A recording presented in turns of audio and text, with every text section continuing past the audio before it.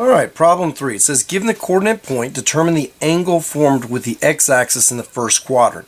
So you have this point 5, negative 2. So if we imagine this, here's our coordinate grid.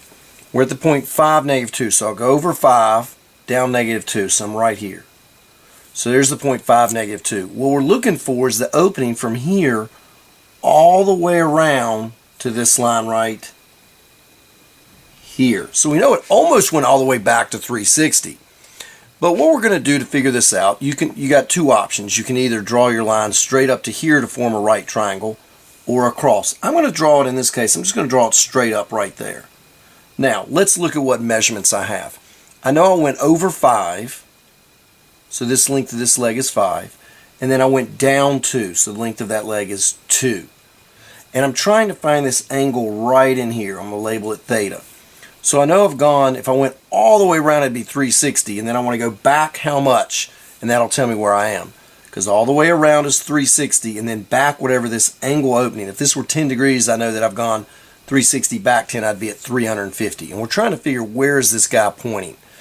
So what I want to do is I want to find theta. Well, you have the opposite side, and you have the adjacent side. So that's the tangent. So I know the tangent of theta is equal to the opposite 2 over the adjacent 5. So now what I want to do is I got to find theta. I got to get theta by itself. In order to do that, I'm going to have to do the inverse tangent of 2/5.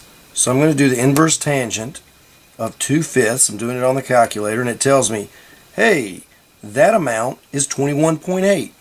So I took the inverse tangent of this side, which sort of just gets rid of the tangent. Took the inverse tangent here, and the inverse tangent 2/5 tells me that this unknown angle is approximately, again, when I did it, I got 21.8, blah, blah, blah. So about 21.8 degrees. So to figure out where this theta, this final angle here all the way around is, I'm going to say, hey, all the way is 360, and then I went back 21.8. So if I do 360 minus that 21.8, well, 360 minus 20 is 340, 339. So I got 338.2 degrees in my head with how far this guy, where this guy is pointing, which should be right there at 338.2 degrees. And there's our answer. Problem number 3.